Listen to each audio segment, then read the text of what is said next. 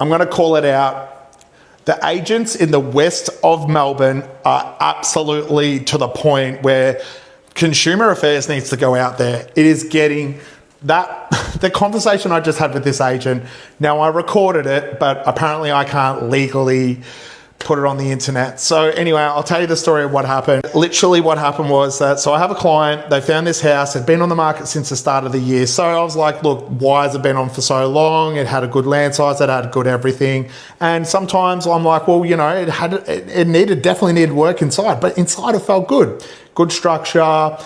The shower door fell off. There was a few things wrong with it, but like what? Spend 10 grand and then start making, you know, that thing would sell over 600 pretty much in the first 6 months. Cool.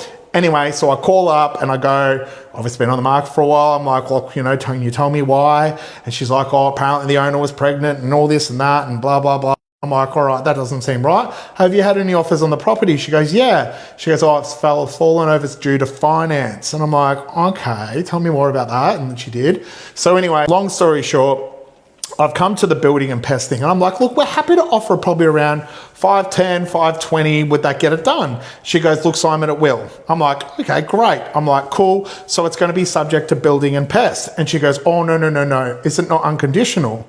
And I go, no, it would be a building and pest. We could probably get rid of finance because we've already got pre-approval. And she goes, no. If you're going to offer 510 with building and pest, the offer needs to be 550. And I'm like, what? So you're telling me that they'll accept it, but if it's got a building and pest, you will take 550. And I'm like, well, obviously that's alarm bells. I'm like, well, what do you mean? Like, what do you know? Do you know something? And she goes, no, we don't know anything. And I'm like, so you're telling me, you know, understanding, I've been in real estate for 14 years, material facts are very important. And if you know something that's wrong with the property, you must tell me.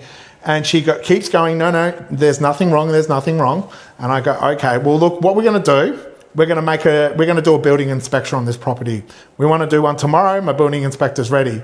Anyway, I'll go book it in, get everything done. Apparently they can't find the key for the property. So my building inspector pushed it off, and then she calls me again and goes to me, look, we can't find the key, but you can still buy it today for 510 unconditional. I'm like, are you joking? We're doing a building inspection.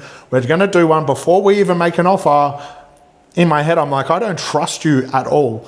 Anyway, building inspector got through, wasted my client's money, and yeah, the property needed $40,000 worth of work in the subfloor alone, and that was just an estimate. So just goes to show, and this has been happening a few times for the agents out in the West, they are doing whatever they can to get sales over the line. So moral of the story, do a building and pest, and be very careful of real estate agents, and especially in the West. And I'm not going to mention their name or do anything and throw them under the bus, because that's not what I'm in the business to do. But if you are watching this, I know who you are, and I will be never dealing with you again.